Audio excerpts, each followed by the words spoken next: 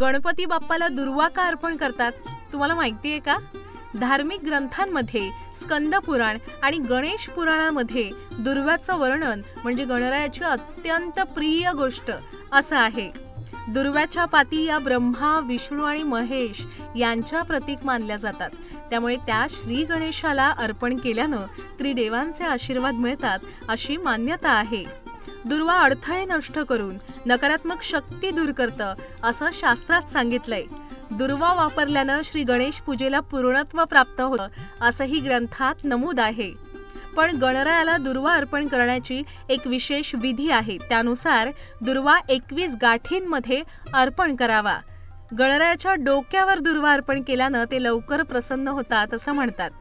म्हणून यावर्षी गणेशोत्सवात जेव्हा तुम्ही श्री गणेशाची पूजा कराल तेव्हा दुर्वा अर्पण करायला अजिबात विसरू नका.